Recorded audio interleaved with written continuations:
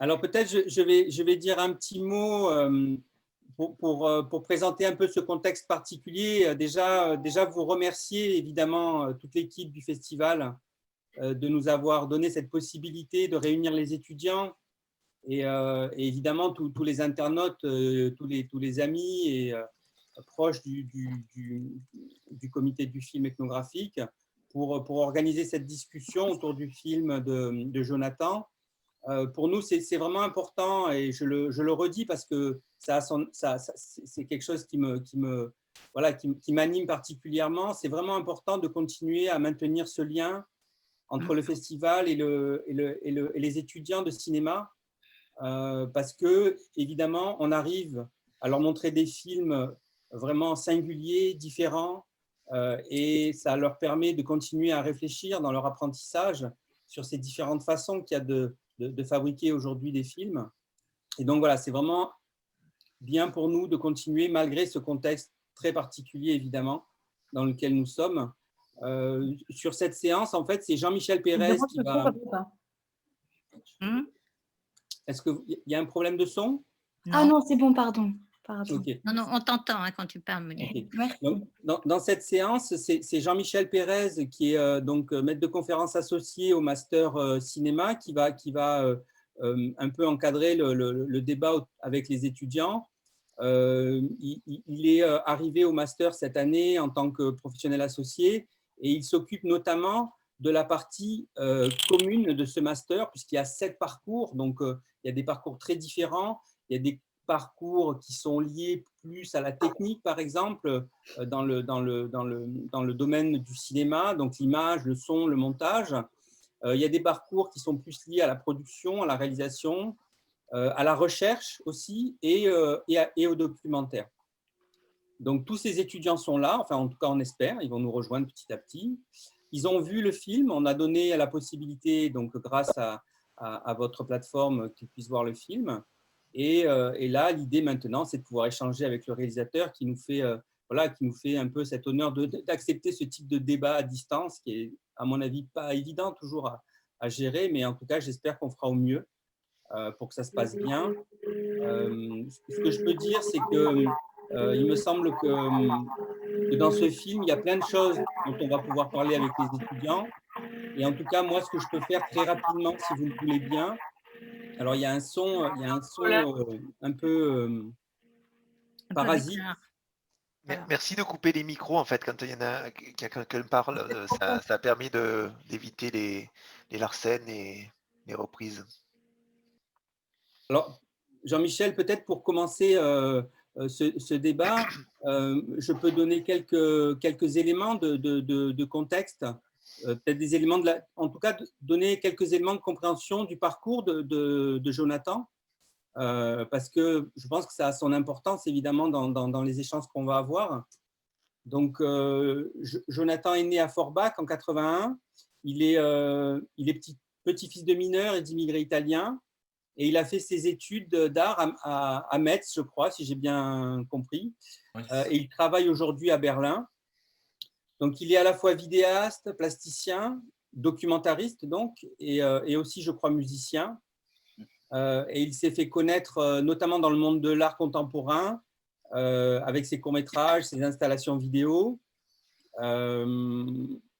Ce qui me semble important au cœur de son travail artistique, c'est ce questionnement sur le territoire où il est né, sur ses racines, donc sur les questions liées à l'immigration, et avec un désir de transmettre une mémoire des luttes sociales qui sont passées et qui, en tout cas, j'ai l'impression qu'il essaye de transmettre pour faire un lien avec les combats d'aujourd'hui.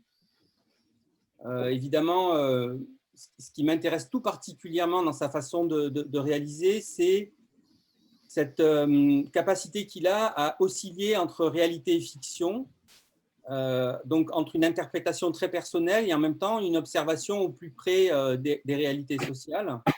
Et du coup, cette idée qu'il essaye d'entremêler des histoires collectives, des histoires personnelles. Donc voilà, c'est quelque chose qui me touche tout particulièrement. Il y a la question dans son travail de la trace. la trace qui est pour lui un matériel de base, mais qui est bien sûr un matériel de base pour tous les documentaristes. Donc cette trace qui s'est construite à partir d'une réalité sensible qu'on a touchée, une réalité matérielle, mais qui peut devenir aussi quelque chose de symbolique, une réalité symbolique dans le travail qu'on va mener ensuite. Donc qui peut à la fois avoir cet aspect transparent, mais aussi qui peut être opaque. Et dans ces films, je trouve qu'il y a un peu ces deux éléments qui alternent. C'est-à-dire que cette trace qu'il va utiliser, elle est à la fois le signe d'une perte de quelque chose et elle est aussi là pour pouvoir témoigner de cette perte, mais en pensant évidemment au cinéma et donc au fait que tout n'est pas perdu, qu'il y a un travail de remémoration qui est possible et que, évidemment, c'est ce travail-là qu'il s'engage, lui, à reconstruire dans ses films. Voilà.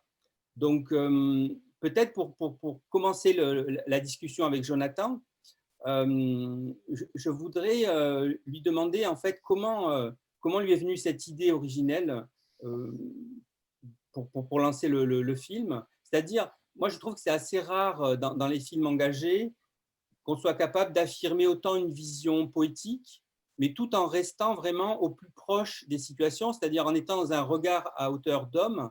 Et donc, je me demandais comment lui est venue cette idée originale et comment il a réussi à travailler à l'écriture, et puis j'imagine aussi en expérimentant cette façon particulière, ce point de vue. En tout cas, merci déjà pour cette introduction par rapport à mon travail. C'est vrai que j'ai fait des études de cinéma, d'art, et en fait, je suis arrivé dans l'art contemporain un peu. En fait, je ne fais pas vraiment de distinction entre mon travail dans le domaine de ce qu'on appelle l'art contemporain et les films, tout simplement parce que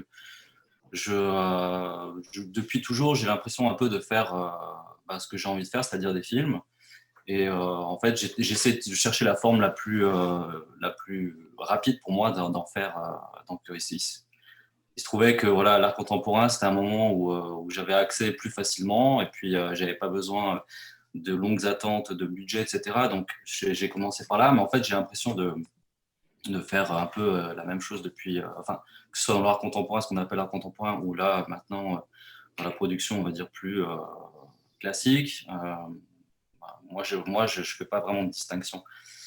Et pour répondre à la question, en fait, cette idée, comment elle est venue, moi, je travaille, on peut se tutoyer, comme tu l'as dit, ce sera plus simple. Comme tu l'as dit, je travaille à Forbach, dans la région depuis toujours. Et je suis vraiment un peu omnibulé aussi par le monde de la mine, tout cet univers. Pour moi, c'est quelque chose qui me fascine depuis toujours, parce que ça me permet de travailler sur une esthétique qui m'intéresse beaucoup. Ces antagonismes entre le jour, la nuit, tout ça, c'est quelque chose qui m'intéresse vraiment beaucoup dans mon travail. Et il y a aussi la question de la trace, etc. Donc ça, c'est vraiment des choses qui m'intéressent depuis le tout début, quoi. Et il se trouve que j'ai eu la chance de vivre déjà la chance. En tout cas, j'ai vécu cette révolte qui s'est passée en 95.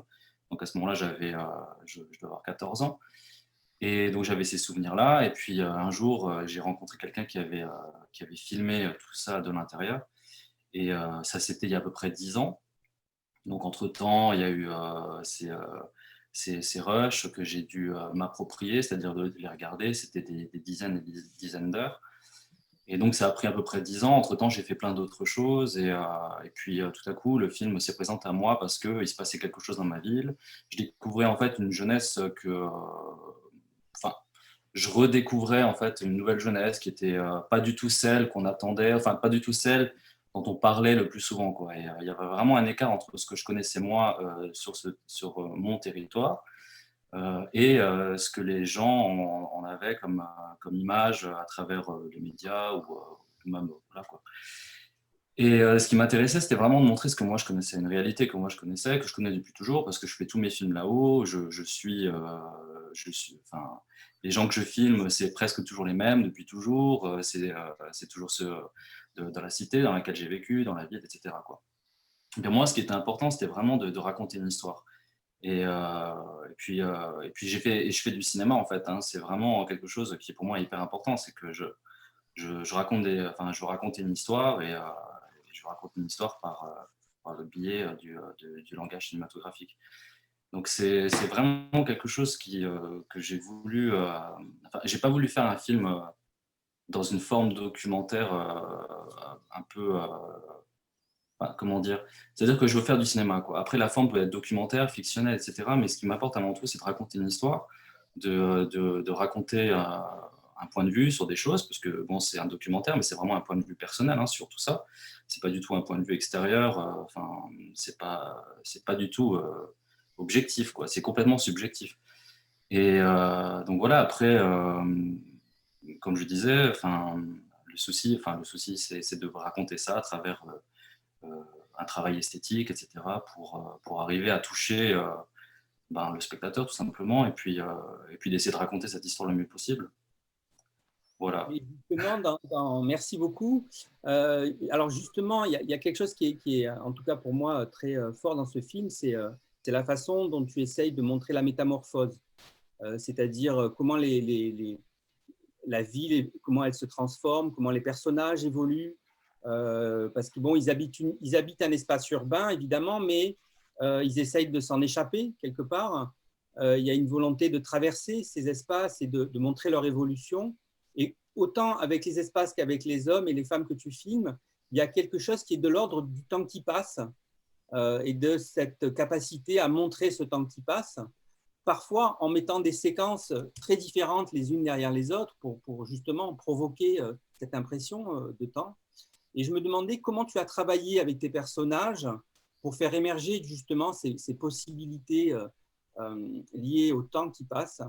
Et comment a évolué ta position sur le terrain, c'est-à-dire pendant que tu tournais, est-ce qu'il y a des choses qui se sont transformées aussi pour toi petit à petit? Voilà. Oui, en fait, mes personnages, en fait, mes protagonistes, je les connais parce que j'ai déjà travaillé avec eux sur d'autres films. Ils étaient beaucoup plus petits, par exemple. C'était des gamins de 8 ans sur un autre film que j'avais fait. Après, je les retrouve un peu plus tard. Là, en l'occurrence, Cassim et moi, ils s'en souvenaient pas, mais je les avais déjà filmés avant. Ils étaient passés dans un de mes films. Donc, je suis toujours autour des habitants de la cité. Et en fait, pendant le tournage, ce qui s'est passé, c'est que, c'était pas vraiment le tournage, c'était plutôt pendant le repérage, parce qu'il y a une longue phase de repérage, donc je suis avec eux très longtemps. En plus, faut quand même que je dise que je suis très souvent dans ma ville, hein. J'y vis presque 70% du temps, on va dire. Et donc, du coup, je suis vraiment avec eux, avec tous ces personnages qui sont des amis, qui font partie vraiment de mon cercle très intime. Donc on se connaît très bien, quoi. Et après, les choses qui se sont un peu, on va dire, révélées pendant le tournage, c'est un peu la boxe. Mais c'est pas vraiment le tournage, c'est pendant plutôt le repérage. Et la boxe, en fait, c'est arrivé assez tard. Je crois que c'est la dernière chose qui est arrivée parce que je connaissais pas du tout ce milieu, mais je connaissais les jeunes qui la pratiquaient. Et j'ai eu la chance de faire la connaissance de Joseph, l'entraîneur, qui m'a en fait ouvert les portes de la salle de boxe. Et pour moi, en fait, il cherchait vraiment à faire un lien entre ces jeunes et le combat passé de 95. Là, j'y voyais vraiment tout ce que je cherchais, c'est-à-dire à la fois, la boxe, c'était le combat individuel sur le ring, mais aussi le combat collectif qui se prépare à la salle comme une armée. Et là, j'ai retrouvé en fait les éléments que je voyais dans ces rushs d'archives, c'est-à-dire ces mineurs, tous regroupés autour de leur métier et de cette question pour eux qui était essentielle, de se battre pour leur survie. Et donc, il y avait à la fois ça, et puis il y a aussi le combat du couple, qu'on voit dans le film, qui est plus individuel, mais encore une fois, voilà, quoi, ça reliait en fait le combat de l'ouvrier qui est face à son patron et celui des mineurs dans le collectif. Et la boxe fait un peu le trait d'union entre ces deux autres, on va dire, entités, quoi, dans le film. Et ça arrivait assez tard, pas dans le tournage, mais pendant la préparation. Et après, il y a eu un long temps d'écriture qui a duré à peu près 1 an, où là, je remettais un peu tout ce que j'avais vu, entendu, vécu avec eux. Et voilà. Et ensuite, j'ai écrit le film, et puis je suis allé en tournage, et j'essaie de retrouver des choses que j'avais vues avant, quoi. Bon, c'est des pratiques classiques. Hein. Après, Le tournage s'est passé en plusieurs périodes ou c'était quelque chose de continu? En fait, c'était en plusieurs périodes. Comme pour moi, enfin, comme tout était assez clair dans mon esprit, ce que je voulais, ce que je cherchais. Donc, c'était assez simple en fait de découper ces tournages en plusieurs fois. Parce que je savais exactement ce que je voulais, c'est-à-dire que je partais jamais en me disant qu'est-ce que je vais faire, tiens, on va aller dans cet endroit-là, mais je sais pas vraiment ce qui va se passer. Il y a vraiment des choses précises que je voulais, qu'on avait déjà fait ensemble et donc que je voulais retrouver. Donc le tout, c'était après d'arriver à retrouver ce moment, de recréer ce moment, cette intimité avec les protagonistes. Ça prenait du temps, quoi. Mais sinon, c'était sur plusieurs périodes. Ouais, c'était très découpé, très, très découpé.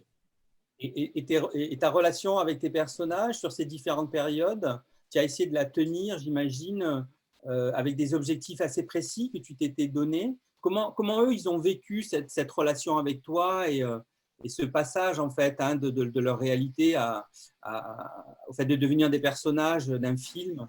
Est-ce que c'est quelque chose sur lequel tu as eu des discussions avec eux? Est-ce qu'ils se sont rendus compte de ce passage-là ou ça s'est fait naturellement pour eux par rapport à la proposition de départ?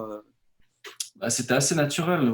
Enfin, dans la ville, je suis quand même assez, on va dire, voilà, je suis le gars avec la caméra, quoi. Je suis vraiment celui qui tient la caméra, qui fait des films, enfin, voilà, on me voit un peu comme ça. Donc pour eux, c'était assez naturel. Et puis il n'y a pas eu ce passage de tiens, maintenant on va passer dans le film. On vivait en fait l'instant comme quand j'avais pas la caméra, en fait. Hein.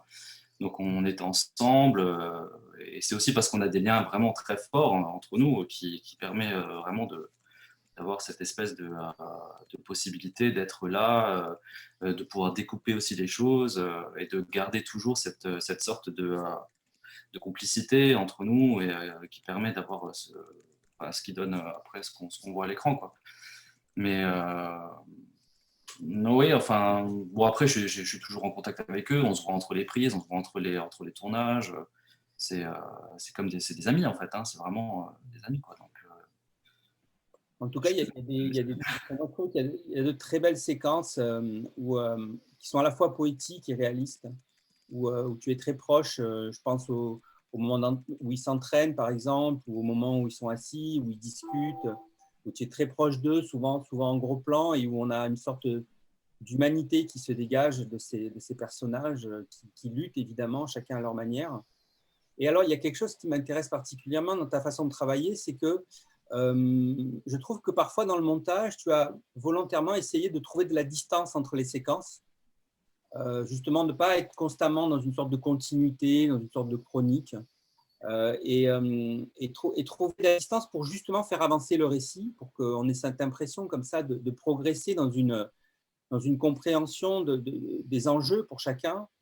Et il y a ces images d'archives qui quand même ont une importance toute particulière puisqu'elles viennent tisser des liens avec le passé, elles viennent en quelque sorte donner presque une image originelle de la lutte, pour toi en tout cas, hein, bien évidemment. Et donc je voulais savoir comment tu as travaillé au montage, c'est-à-dire comment tu as pensé cette disjonction parfois qu'il pouvait y avoir entre le passé, le présent et tes différents personnages. Voilà, quelle a été la collaboration au montage avec le monteur ou la monteuse et comment tu as évolué sur ces logiques d'écriture?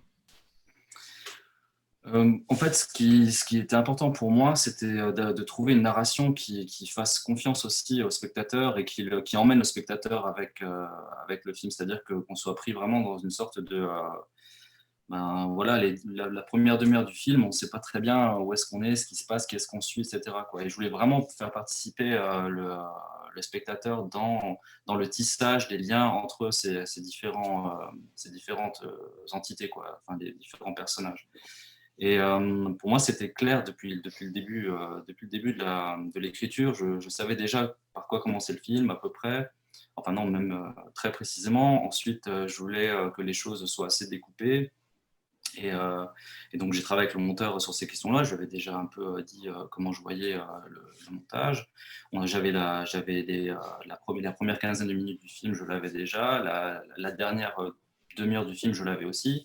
Donc après, le tout, c'était vraiment de faire ces croisements à l'intérieur du récit, quoi, entre la dernière demi-heure et les premières 15 minutes. Mais tout était déjà écrit pratiquement, même avant de tourner. Je savais déjà ce que je voulais, que le film commencerait par cette image, se terminerait par le combat final dans la ville.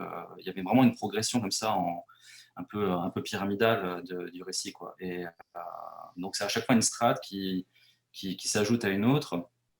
Et la difficulté pour moi, c'était vraiment de garder l'attention du spectateur, quoi, pour qu'il ne soit pas trop perdu non plus avant d'arriver à peu près à 45 minutes du film, où là, les choses sont vraiment plus claires et on sait vraiment pourquoi ces choses se croisent et s'entrecroisent, etc., quoi. Mais avant ça, toute la difficulté, c'était bon, on va essayer de garder et de faire confiance au spectateur pour qu'il puisse faire lui-même ses liens au fur et à mesure et de l'embarquer en fait avec nous dans le film, quoi, et pas lui donner tout comme ça, enfin, d'avoir une narration très linéaire avec des enchaînements logiques entre guillemets.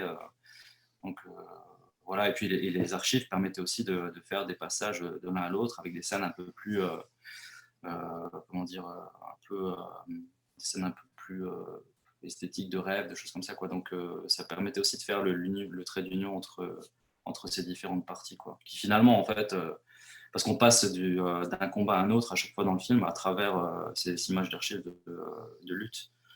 Et donc, voilà.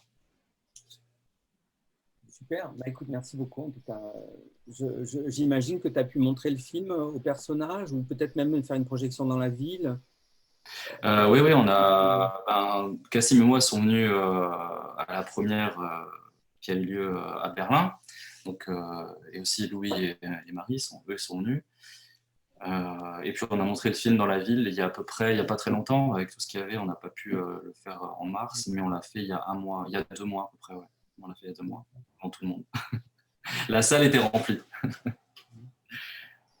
Eh ben, je vais peut-être laisser un peu la parole aux autres. Si vous avez des questions, Jean-Michel, les étudiants, tous ceux qui sont là réunis à Est-ce travers que les les étudiants ont des questions? Oui, effectivement, ça serait bien d'avoir l'action de. C'est des étudiants en Master 1, ils sont dans une phase d'écriture et de préparation de films, de réflexion. Quelle est leur place dans le cinéma? Est-ce qu'ils vont être techniciens? Est-ce qu'ils vont écrire? Est-ce qu'ils vont faire des films?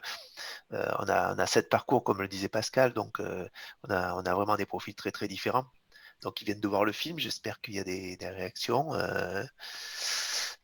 Donc j'attends peut-être si quelqu'un veut parler. Bonsoir, moi j'ai une question. Je suis étudiant en géographie. Moi, je suis pas en cinéma à Sorbonne Université. Donc on travaille aussi avec le festival Jean Rouch. Et je me posais une question, c'était de savoir si les dialogues, certains avaient été écrits ou si c'était à chaque fois spontané, parce que certains passages qui m'ont vraiment parlé sur le fait que, par exemple, tu m'as envoyé de la fumée dans l'œil alors que le film, la fumée a une place vraiment spécifique dans le film, ou Joseph, au niveau de la boxe, où il a pas mal de passages aussi où c'est vraiment très parlant, le fait de toujours regarder devant dans la vie, de si on respire pas, on meurt, ou encore que faut parler, enfin que c'est d'abord par des actes que par la parole ça passe. Donc savoir si certains dialogues étaient un petit peu écrits ou en tout cas orientés pour arriver à ces passages-là. Alors, j'espère que je vais pas te décevoir, mais non, rien n'est écrit, quoi. Absolument rien n'est écrit. La fumée dans l'œil quand ils sont sur le terril, là tout en haut, ça c'est je sais pas, des fois il se passe des choses un peu extraordinaires pendant un tournage et ça en fait partie. Et pour Joseph, la boxe en fait, c'est comme pas mal de sports, tout passe par la respiration, quoi. Donc du coup, c'est vrai que j'ai privilégié les phrases où il en parle. Après, il a dit plein de choses, hein. J'ai tourné beaucoup avec lui, donc effectivement, j'ai fait le choix de garder ces phrases-là, mais j'ai absolument rien écrit, aucun dialogue, rien n'a été écrit. Ok, merci beaucoup. Et juste aussi, sur la fumée, est-ce qu'il y a une autre symbolique, au-delà du fait que des 5000 grenades qui sont tombées, qu'il y a une autre symbolique derrière ou pas? Je pense que la fumée, en fait, il y a beaucoup de symbolique dans la fumée. Je pense que chacun peut un peu y voir des choses. Il y a le gaz lacrymogène, la mémoire, la trace, de tout ça. Pour moi, vraiment, au tout départ, c'était vraiment une image, un souvenir personnel. C'est-à-dire que comme moi, j'ai vu ces révoltes dans ma ville, le matin, j'ouvrais la fenêtre, le volet, et puis je voyais cette fumée qui passait devant chez moi, quoi. Elle faisait vraiment ce parcours qu'on voit. Donc ça, c'est comme ça que je l'ai visualisé au départ. Mais après, effectivement, elle est métaphorique et je pense qu'elle évoque beaucoup plus que ça, quoi. Mais j'ai pas voulu donner non plus un symbole. Tous les symboles sont possibles sur cette fumée, quoi. Merci. Merci à toi. Moi, j'avais une question aussi par rapport à la mise en scène, justement. À quel point, justement, c'était mis en scène les moments entre les deux amis? Si juste vous les suiviez ou si c'était vous qui créiez un petit peu la situation, tout ça. Voilà. Alors, merci pour ta question. Par rapport à Kassim et moi, tu demandais, c'est ça? Par rapport ouais.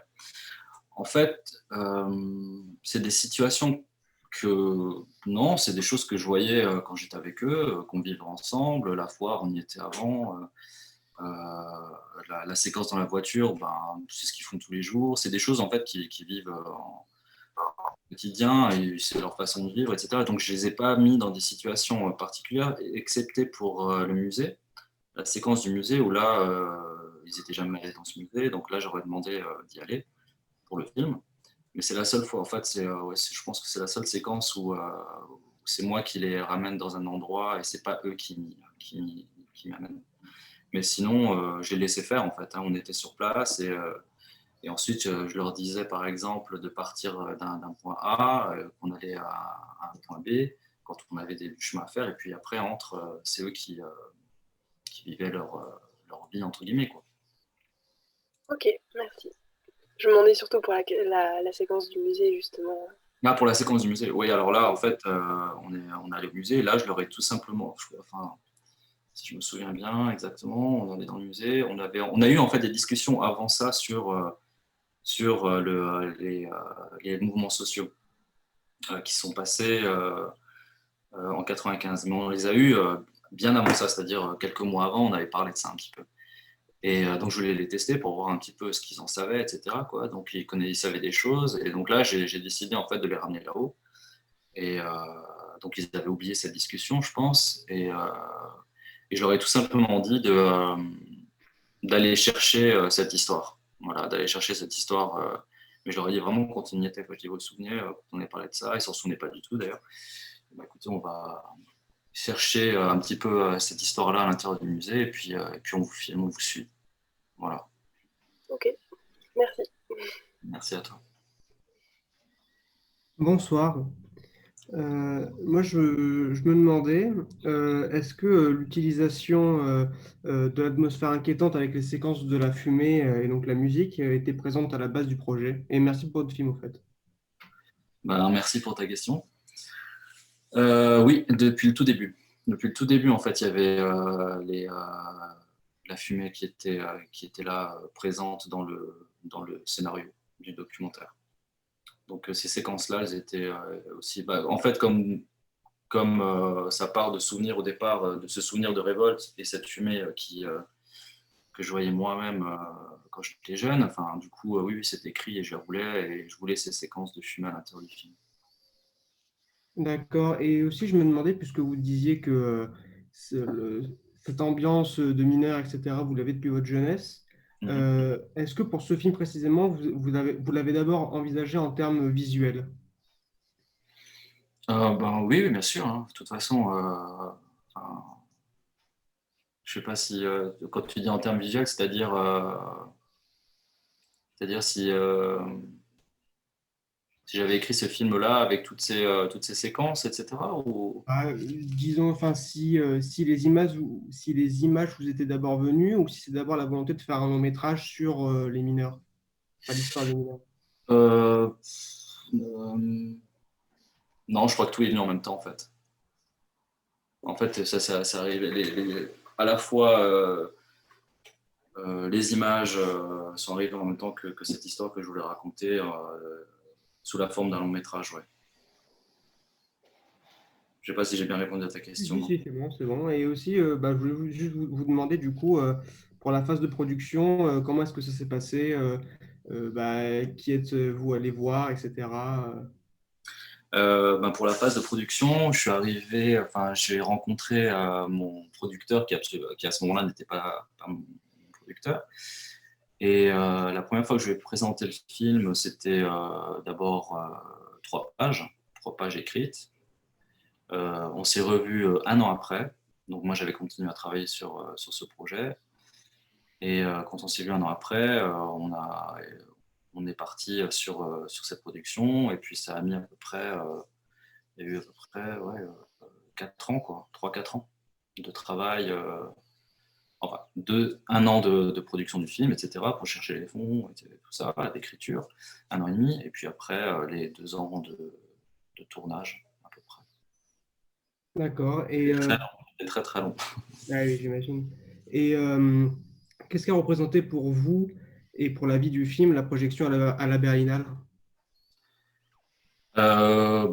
C'était une belle vitrine pour le film, hein. C'était vraiment génial parce que c'était surtout de voir le fait que cette petite histoire, enfin cette histoire dans ce microcosme, dans cette ville à Forbach, quoique à aucun moment du film on parle de Forbach, hein, et ça c'était important pour moi aussi de pas avoir de données précises de données précises à l'intérieur du récit, de savoir où on est exactement et à quelle période, etc., quoi. Mais c'était une belle vitrine, ouais, pour un film. Je pense que c'est génial, mais je pense que n'importe quel festival, pour moi, c'est... En tout cas, la Berlinale, oui, c'est vrai que c'est assez fantastique, quoi. Mais pour moi, par exemple, je suis halluciné d'être là au festival Jean Rouge, parce que pour moi, c'est quelque chose qui signifie énormément pour moi. Enfin, autant que la Berlinale, quoi. Présenter son film, c'est toujours génial. Donc la Berlinale, pas plus qu'un autre pour moi, mais en tout cas, oui, c'est vraiment très excitant. Ouais. Et hormis la longueur en termes de temps que le projet a représenté, est-ce que vous diriez qu'il y a eu un changement fondamental dans la façon de faire, dans la production du premier long métrage que vous avez fait et de vos films précédents? Ah bah, totalement, parce qu'en fait, c'est le premier film qui est produit de manière, on va dire, classique. Avant, je faisais des films, mais c'était produit par des centres d'art, des choses comme ça. Donc la production allait beaucoup plus vite. J'avais fait un film qui s'appelle Territorial Pissing. J'étais allé filmer des gens qui passaient la frontière européenne, qui partaient de Grèce, et j'avais suivi leur parcours de Hongrie jusqu'à Berlin. Donc là, c'était tout simple. J'ai réussi à avoir un peu d'argent pour ça. Je suis parti, j'ai filmé, je suis rentré, j'ai monté, et le film était fini, que j'ai présenté sous forme d'installation dans une galerie. Et donc ça a mis à peu près, je sais pas, 6 mois. Donc il y a eu 6 mois de travail, et je pense que si j'avais fait de manière beaucoup plus classique, ça aurait été impossible, quoi, parce que ça prend vraiment énormément de temps de faire un film, quoi. Donc tout a changé finalement de mes premiers films à celui-là, tout a complètement changé au niveau de la production, mais après au niveau de la manière dont je travaille et tout ça, c'est à peu près c'est la même chose. Et dans vos films précédents, est-ce qu'il y avait des séquences de mise en scène un petit peu comme celle de La Fumée, par exemple? Oui, mais c'était plus, comme c'était des installations, ça me permettait vraiment aussi de travailler dans l'espace de projection. Et ça, pour moi, c'était hyper intéressant. C'est pour ça aussi que j'aime beaucoup cette manière de travailler. C'est-à-dire qu'il y a à la fois le film et à la fois l'espace dans lequel est présenté le film. Donc, j'utilise beaucoup d'objets, des choses comme ça. Donc, j'essaie de créer une ambiance aussi par rapport au film lui-même. Donc, ce que je peux pas faire, disons, avec un film présenté sur un grand écran dans une salle, je le faisais sur place, sur le lieu de présentation. Mais maintenant, je réfléchis en même temps, mais Oui, en fait. Mais quand on parle de la fumée, pour moi, c'est pas vraiment des séquences enfin, elles sont complètement partie prenante du film. C'est pas quelque chose que je mets à part dans le récit. Donc voilà, je sais pas si j'ai répondu à ta question, mais en tout cas, je travaille le contexte de projection quand je travaille, par exemple, avec des centres d'art contemporain comme ça. Peut-être que ça se passe dans le lieu de projection plutôt que dans le film. D'accord, bah, merci et encore félicitations pour le film, hein. Merci beaucoup, merci à toi pour tes questions. Et bonne chance pour la suite. Merci. Bonsoir. Bonsoir. Moi, j'avais une question par rapport notamment surtout aux séquences qu'on voit au début, le traitement que vous avez des images d'archives et puis le travail sur la répétition des mouvements, l'entraînement de boxe et puis la foire aussi. Je trouve qu'il y a on sent une influence du cinéma expérimental dedans, vraiment avec cette histoire de répétition. Et je me demandais quelles étaient vos influences par rapport à ça. Qu'est-ce qui a pu influencer cette esthétique-là? Ouais. En tout cas, le cinéma expérimental, je l'ai étudié déjà. Quand j'étais étudiant, j'ai étudié le cinéma expérimental avec un professeur qui s'appelle Jean-Claude Baumler, qui était vraiment une pointure du cinéma expérimental. C'était à Metz, et qui nous a initiés vraiment à cette histoire du cinéma. Et donc oui, je suis très influencé par beaucoup d'artistes, Ken Jacobs, Mekas, enfin, je ne vais pas tous les citer, mais en tout cas oui, ça influence beaucoup mon travail, ouais, effectivement. Ouais. D'accord. Ouais. Merci beaucoup et vraiment merci pour le film. C'était impressionnant. Vraiment. Merci pour tes questions et bon courage pour la suite. Merci.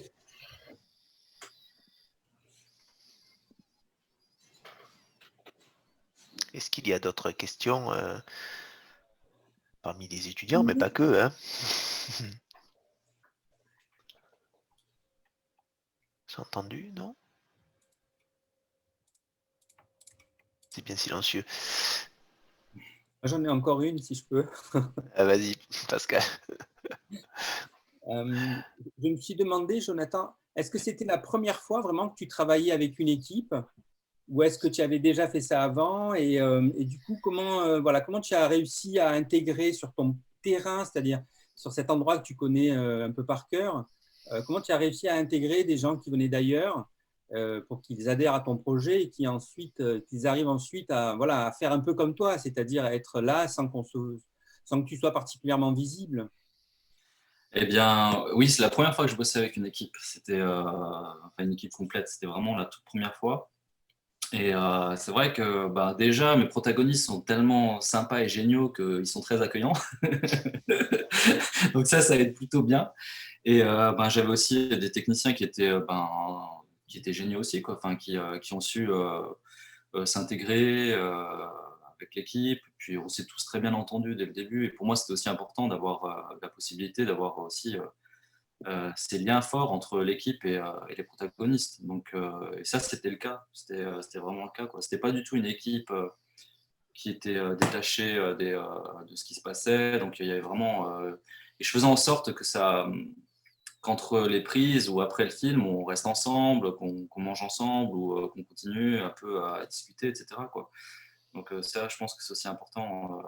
C'est aussi un travail pas un travail, quoi, mais il y a aussi cet aspect-là qu'il faut prendre en compte, quoi, si on veut que son équipe soit partie prenante du film, mais vraiment autant que les protagonistes. Pour le coup, il faut vraiment qu'il y ait ces liens qui soient créés aussi hors caméra, quoi. Et j'ai eu la chance d'avoir une équipe qui soit je sais pas comment on dit, mais qui soit humaine et qui aussi apprécie les protagonistes, parce que c'est vrai que c'est pas évident non plus d'arriver sur un tournage avec des gens peut-être qu'on n'est pas obligé d'adhérer à tout, donc c'était pas évident non plus pour eux, je pense, d'être dans certains contextes aussi de tournage Mais bon, ils se sont adaptés, et puis ils sont même pas adaptés, ils ont vraiment, je pense qu'il y a eu des liens, il y a eu des choses qui se sont échangées, quoi. Et je pense en fait, c'était humain, c'était une expérience humaine avant tout, hein. C'est vraiment. Ils ont réussi à se mettre naturellement à l'écoute et au service de ton projet, si j'ai bien compris. Mais est-ce que tu as fait un travail préparatoire avec eux? Est-ce que tu as, je sais pas, est-ce que tu leur as montré les choses que tu avais faites? Est-ce que vous avez regardé certaines choses ensemble? Parce que dans ce que je comprends quand même de ce que tu as fait, c'est qu'il y a une sorte d'accumulation de strates, c'est-à-dire tu as beaucoup avancé en faisant des œuvres sur ta compréhension de ce que tu voulais raconter. Et donc, il a fallu que tu puisses leur transmettre une certaine partie de ces choses-là que toi, tu avais acquises. Donc, est-ce que tu as eu un travail préparatoire avec eux? Comment tu as essayé d'organiser ça? Il a fallu que tu lâches la caméra, par exemple. Je pense que ça a dû être un truc compliqué. Ouais, mais je ne l'ai pas lâché entièrement. C'est-à-dire qu'il y a quand même pas mal de choses que j'ai filmées moi-même. Mais avec Hervé, qui a fait un super boulot, en fait, je lui ai montré des choses que j'avais filmées moi-même en repérage. Et je lui avais dit, ben voilà, moi je veux que ça ressemble à ça, je veux que tu sois à telle et telle distance des protagonistes, je veux pas que tu utilises, je veux pas que tu changes, enfin c'était des choses un peu techniques, quoi. Je veux pas que tu changes de focale, je t'interdis entre guillemets de faire des plans de coupe ou des choses comme ça. Enfin c'était voilà, c'est des petites choses en fait qui mettent un peu dans une certaine énergie. Donc je mettais plus de contraintes. En fait, je mettais beaucoup de contraintes. Donc ce qui permettait pour lui d'être très cadré. Et après, je lui montrais ce que je voulais, et puis il essayait de chercher à travers ces contraintes-là ce que j'attendais, quoi. Et pour le son, c'est pareil, quoi. Là, j'ai plus fait confiance à Jérémy parce que voilà, moi le son, je suis pas vraiment aussi calé, quoi, que pour l'image. Mais je savais ce que je voulais. Je voulais des choses très très précises, des sons très précis. Donc j'ai demandé. Il m'a fait des propositions aussi, beaucoup de propositions sur des placements de micro. Si on mettait des micro-cravates, des choses comme ça. Donc, il y avait toute cette... En plus, par rapport au souffle, par exemple, à la boxe, c'était hyper important pour moi d'être très, très près. Et voilà, ouais, c'est un peu comme ça que ça s'est préparé, quoi. Il y a une question, apparemment, non, Nathan? Ouais, je voudrais poser une question. En fait, vous avez parlé de l'équipe tout à l'heure, et du coup, moi, j'aurais bien aimé savoir sur le tournage combien vous étiez, et du coup, enfin, quels étaient les différents postes qu'il y avait, quoi, parce que, enfin, ça dépend des documentaires, mais j'aimerais bien savoir comment c'était composé, quoi, et comment ça se passait, quoi. Ouais, bah, ça dépend des séquences, mais au maximum, il y avait donc, on était 1, 2, 3, 4, 5 maximum, avec un assistant, une assistante. Ça, c'était l'équipe complète, mais sinon, parfois, j'étais même tout seul. Mais en général, on était 3. Vraiment, en général, c'était 3. C'était moi, Hervé, Jérémy, le son, l'image, et puis moi avec le moniteur. J'avais un moniteur, en fait, toujours, et un casque. Donc, c'est comme ça qu'on travaillait tous les 3. D'accord, merci. De rien, merci. D'autres questions, peut-être? Oui. Ah, pardon. Ah. Désolée. Donc, Clara, vas-y.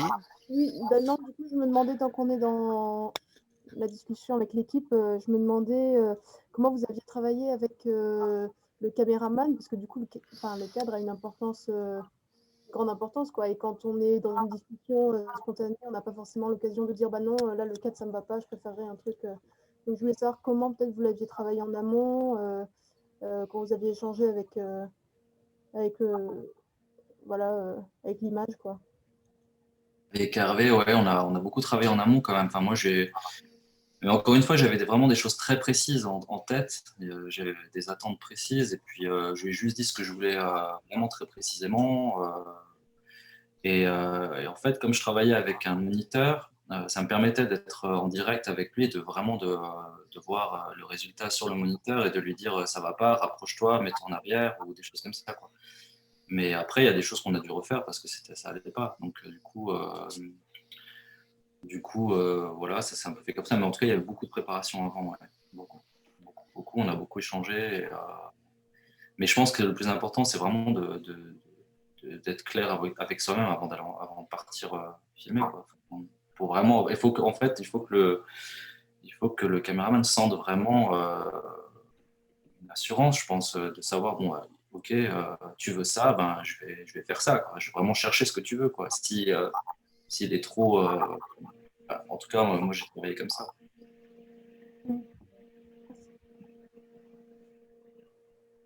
Moi, je voulais tout d'abord vous dire combien j'ai apprécié votre film. Et je trouve que c'est un merveilleux film poétique sur le combat qu'on mène tous pour donner du sens à nos vies. Mais il y a vraiment quelque chose qui m'a complètement éclaté, c'est votre travail sur le son. C'est le choix des musiques pour accompagner. C'est là où vous avez mis, par exemple, pendant le match de boxe, je ne sais plus, c'était de l'orgue, ou en tout cas, c'est une musique complètement inattendue. En fait, le son m'a totalement surpris et enchanté. Donc, je pense qu'il y a un énorme travail avant, aussi en amont. Je ne sais pas, parlez-moi du son dans ce film-là. En tout cas, déjà, merci pour votre remarque. Il y a un travail vraiment énorme sur le son en amont. Ouais. Pour moi, c'est très important. Enfin, le son est aussi important que l'image. Enfin, je vois pas l'un sans l'autre. Enfin, c'est complémentaire et c'est même au-delà, quoi. Et je pense que le son a même plus d'importance que l'image. Enfin, en tout cas, faut pas négliger le son. Malheureusement, c'est souvent négligé, quoi. Mais à tous les niveaux en plus. Hein. C'est-à-dire que ce soit au niveau du montage, de la production, etc. Le son, c'est vraiment voilà, on s'occupe de ça en général en tout dernier.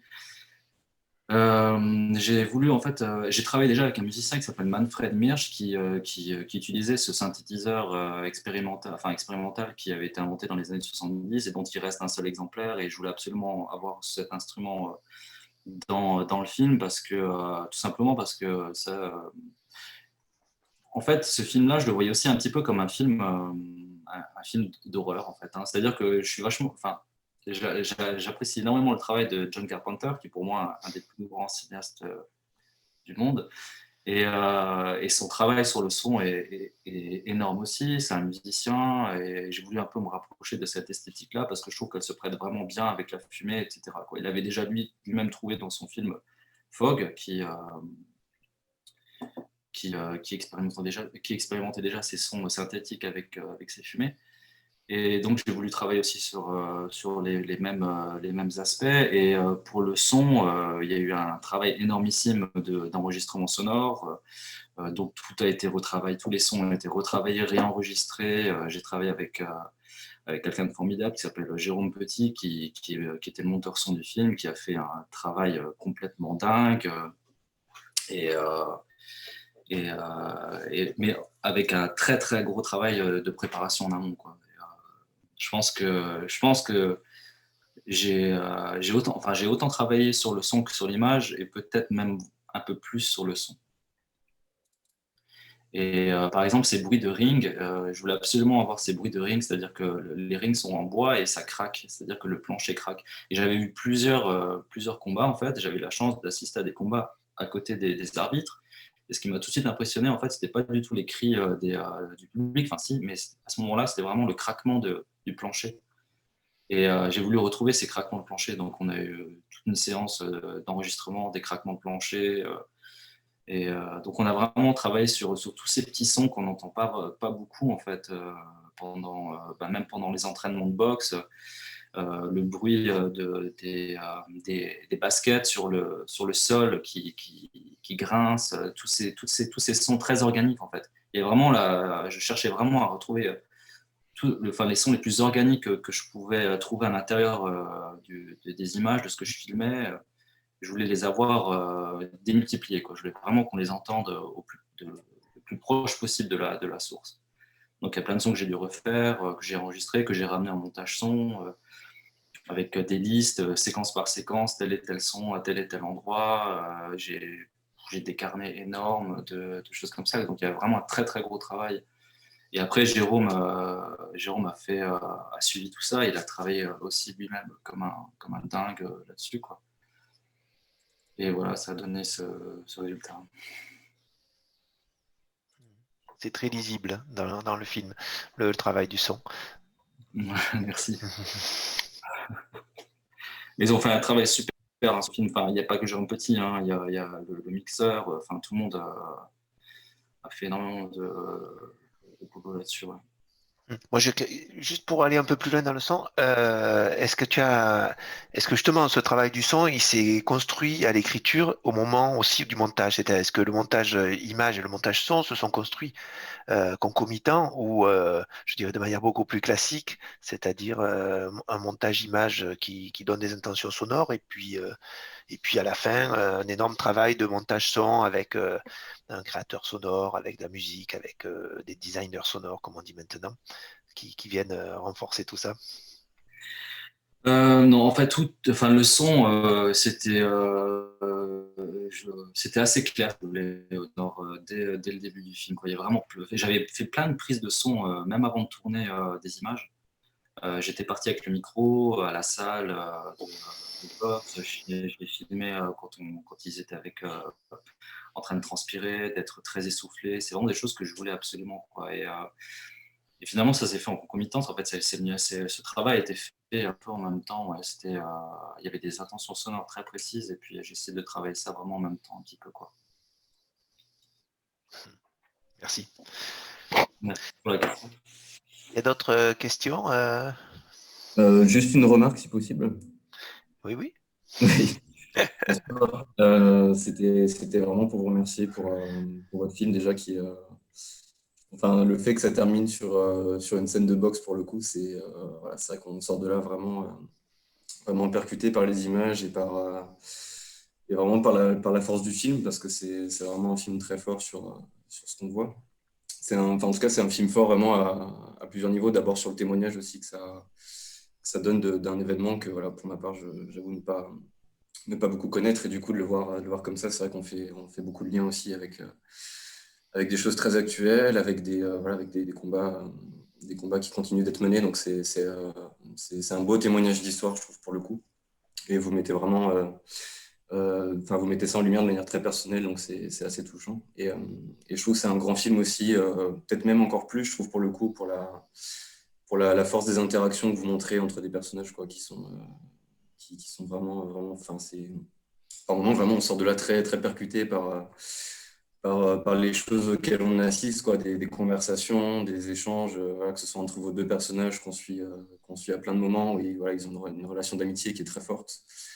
Cette relation aussi du couple là qui est assez terrible, parce que on se prend vraiment des choses vraiment pleine tête, quoi, par moment, où voilà, il y a cette phrase aussi de cette femme qui dit mais je t'ai jamais dit ça, etc. Puis nous on est là, enfin on assiste à ça, quoi, et vraiment c'est assez touchant. Et puis voilà, les interactions aussi du coach de boxe pardon, avec ses élèves aussi, vraiment il y a des interactions qui sont très très belles, et je trouve qu'en ce sens-là c'est vraiment un grand film documentaire, parce que voilà, on vit des grandes choses au travers de petites interactions finalement, mais qui sont tellement vraies, qui sont tellement... on oublie presque qu'on est en train d'assister ça. Enfin, voilà, on est presque gêné, mais parce que c'est extrêmement fort et qu'on se demande comment vous avez pu filmer ça, quoi. Donc c'est vraiment très, très, très, très beau, quoi, en tout cas. Donc voilà, je voulais vous remercier en tout cas pour ce film, du coup. Merci beaucoup pour tes remarques, ça me touche vachement, quoi. C'est vraiment c'est super ce que tu dis. Et juste pour rebondir, c'est-à-dire que tu disais que tu n'étais pas au courant de ces révoltes, mais je sais pas pour te rassurer, mais je sais pas, mais en tout cas c'est des révoltes en fait qu'on connaît pas vraiment, hein. Ça n'a pas été vraiment encore, on n'a pas encore fait d'histoire.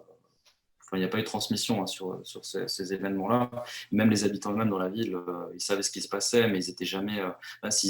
évidemment, on a tous eu des familles, dans les familles des mineurs, hein.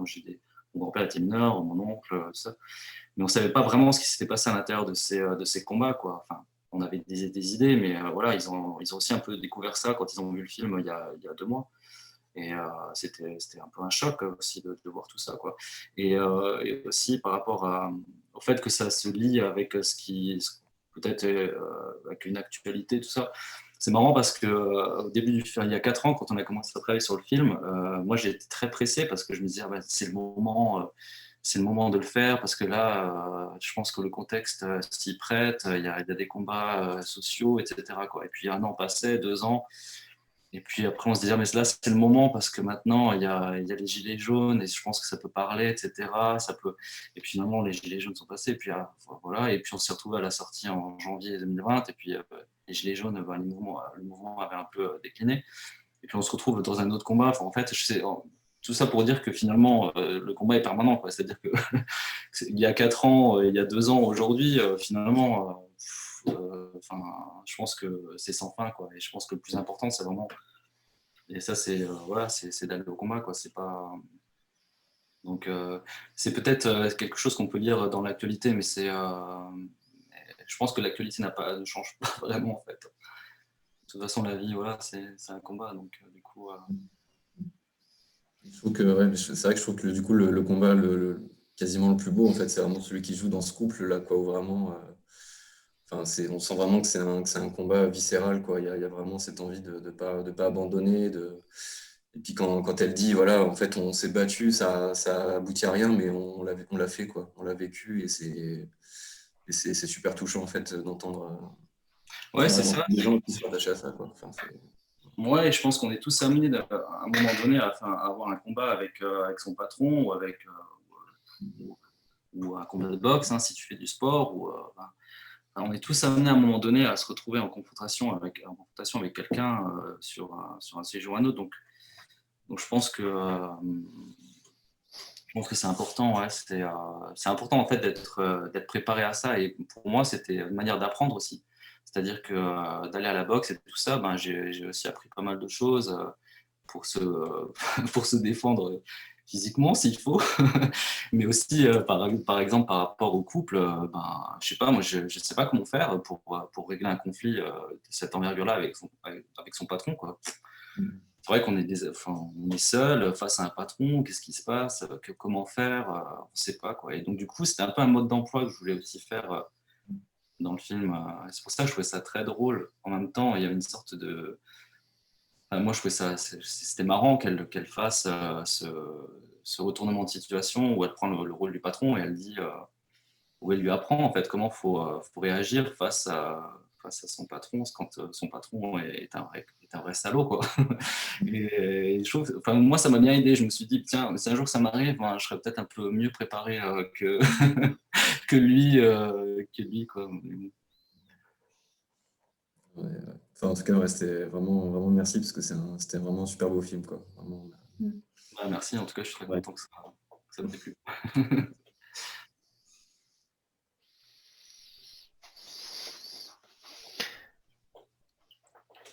Alors, des réactions, des questions?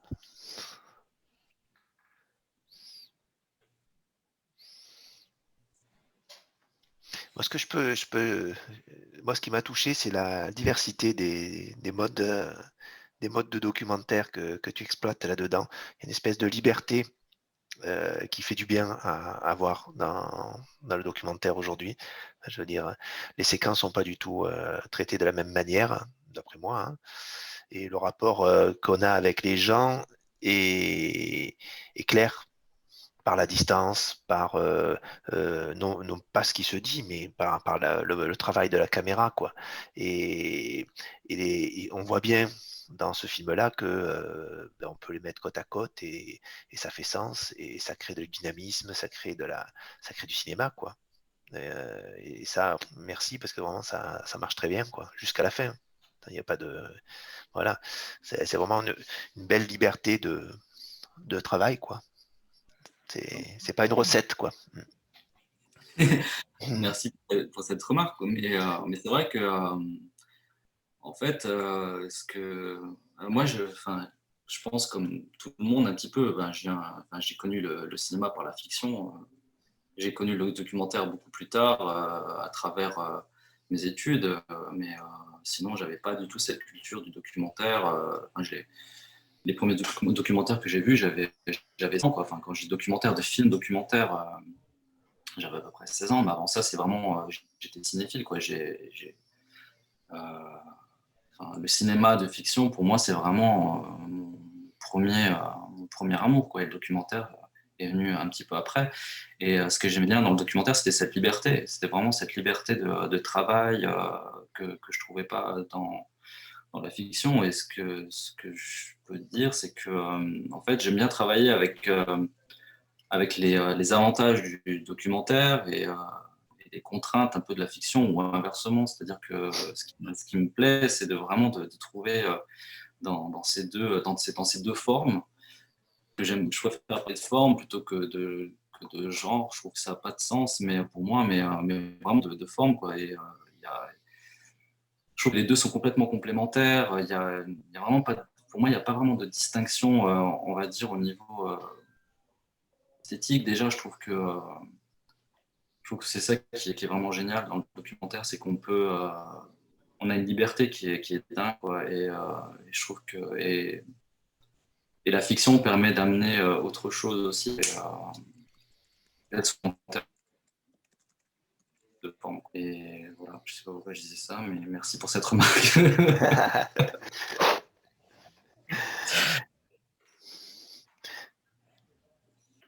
Est-ce qu'il y a d'autres réactions,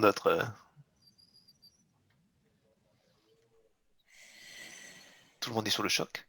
Non? J'entends respirer quelqu'un. Il y a peut-être quelqu'un qui a mis son micro pour parler. Non? Non. Moi, j'avais une question. Ah, Clarisse. En fait, c'était parce que justement, je repense à la rencontre, entre guillemets, entre un des deux jeunes que vous filmiez et Joseph, du coup, de la salle de boxe. Et quand, du coup, enfin, est-ce que c'était la vraie rencontre? Ils s'étaient jamais rencontrés avant, au moment où vous les filmiez, du coup, ou pas? Alors, c'est une très bonne remarque. En fait, aussi dingue que ça puisse paraître, ils ne s'étaient jamais rencontrés avant. Et moi-même, je ne savais pas vraiment ce qui allait se passer. Je savais que Kassim avait un oncle qui était boxeur.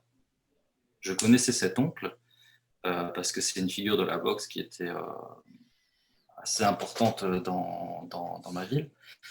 C'était quelqu'un d'assez emblématique, mais je ne savais pas du tout qu'il allait parler de lui, absolument pas. C'est-à-dire que Kassim est arrivé, donc je ne les avais pas présentés l'un à l'autre avant, on a mis des micros, et j'ai juste dit à Joseph, ben voilà, tu vas l'initier, tu vas faire une initiation à la boxe avant un cours, voilà, je te laisse libre cours, tout ce que tu veux.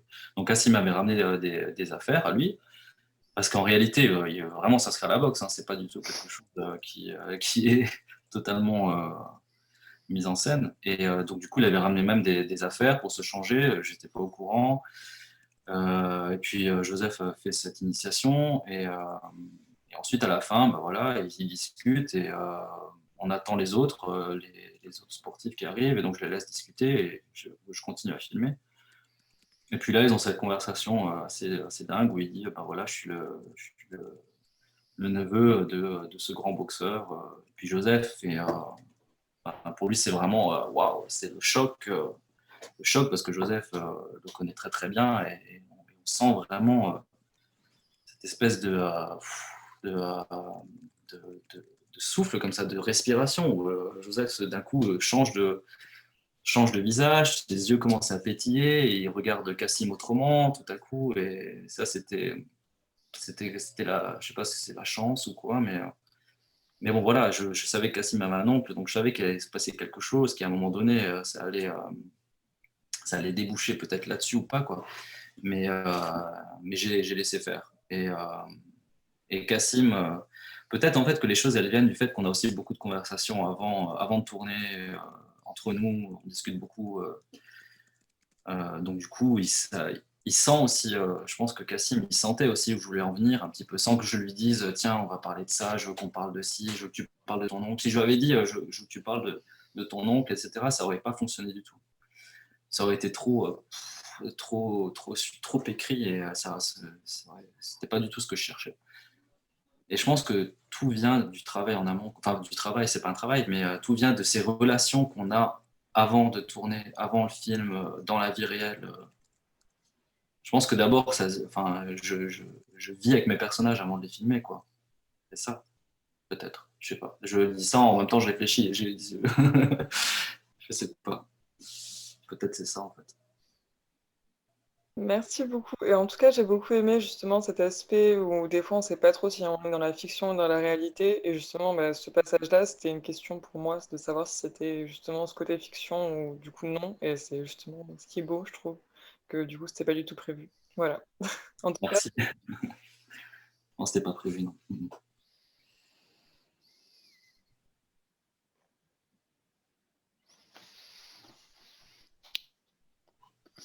Pascal, tu parles mais on ne t'entend pas.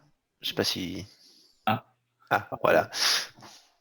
Non, je voulais juste profiter en fait de cet échange qui montre à quel point il y a une porosité entre les figures qui sont présentes dans le film, parce que justement, il y a une liberté de travail. Enfin, moi, je ressens une grande liberté de travail, que ce soit lié à l'interprétation ou à l'enregistrement. Enfin, je veux dire, il y a vraiment une sorte d'acceptation, une sorte de souplesse par rapport à ce qui peut être de l'ordre de la réalité ou de la fiction, qui fait que justement, on est dans une certaine authenticité, autant de la part de celui qui regarde, qui fait le film, que de ceux qui sont devant la caméra et qui s'exposent, qui exposent leur vie.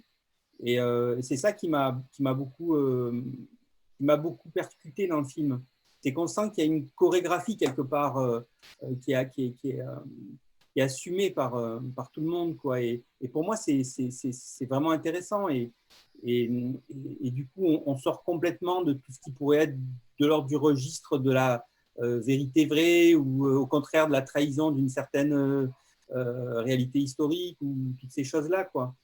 Et d'ailleurs, je voudrais dire aux étudiants, j'en profite pour faire passer un petit message aux étudiants, il y a un bouquin intéressant qui est sorti il n'y a pas très longtemps qui s'appelle Documentaire et fiction aller-retour, qui a été écrit sous la direction de José Moore et qui en fait est allé à la rencontre de plusieurs cinéastes pour justement les interroger sur ces allers-retours, c'est-à-dire comment on passe de l'un à l'autre et qu'est-ce qui permet dans l'écriture de pouvoir justement se servir de l'un ou de l'autre pour aller au plus près de l'histoire qu'on veut raconter. Et c'est ça qui me semble le plus important et c'est ce qu'on voit avec ton film en tout cas. Oui, bah c'est vraiment très bien résumé parce que c'est vraiment ce que je cherche. Alors c'est vraiment de chercher le meilleur. C'est-à-dire que quand je veux rendre quelque chose à l'écran, je vais le chercher là où c'est un peu opportuniste, on va dire, entre guillemets, parce que je vais aller dans le documentaire, plus dans cette forme documentaire, plus dans cette forme fiction, pour rechercher quelque chose que je veux faire passer à travers l'esthétique, à travers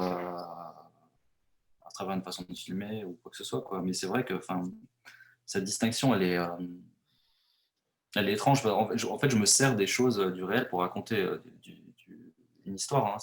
Vraiment, pour moi, le plus important, en tout premier, c'est de raconter une histoire. C'est vraiment de dire quelle est l'histoire. Voilà, je raconte une histoire. Après, la forme peut être documentaire ou fictionnelle, mais vraiment, le plus important, c'est vraiment de faire passer tout ça par une esthétique, par le langage cinématographique, par le montage, le son, pour sentir quelque chose aussi de manière physique, hein, c'est-à-dire qu'il faut vraiment qu'il y ait de faire émerger de l'émotion en fait dans l'histoire qu'on raconte, quoi. Et ça si ça doit passer par une forme fictionnelle ou documentaire, bon allons-y, quoi. Mais je fais pas du tout, je me dis pas par exemple tiens non, je vais pas faire ça parce que ça c'est plutôt une forme un peu plus de fiction, j'ai pas envie de me permettre je sais pas, je me sens pas à l'aise avec ça, non pas du tout. C'est vraiment et peut-être que cette forme de liberté dont tu parles, elle vient peut-être du fait aussi que j'ai beaucoup fait je m'intéresse beaucoup au cinéma expérimental et j'ai beaucoup étudié ce cinéma-là pendant mes études. C'est ce qu'on disait tout à l'heure avec j'ai oublié son prénom, mais en tout cas voilà, peut-être que ça vient de là, ouais, effectivement, quoi. Mais je pense que ouais, c'est important de garder une certaine liberté aussi par rapport à tout ça, de pas être trop cloisonné au départ. Faut vraiment penser le film et puis en dehors de ces cloisonnements.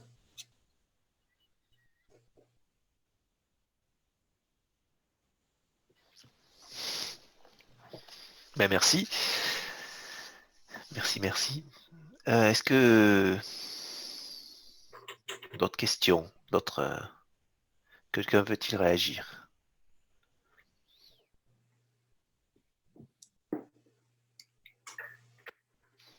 Tiens, mais s'il n'y a plus de questions, on va peut-être clore le débat. Donc,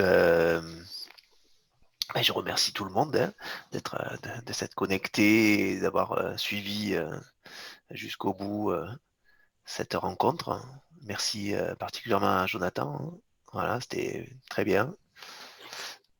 Ben moi, je voulais vraiment remercier tout le monde et pour moi, c'était vraiment important. Enfin, cette sélection au Festival Jean Rouch, je l'ai déjà dit tout à l'heure, mais c'est vrai que ça signifie énormément pour moi. Enfin, c'est complètement dingue de présenter ce film ici au festival. Je pense que vous ne pouvez pas imaginer, mais je suis très très très content et merci à tous pour toutes ces questions.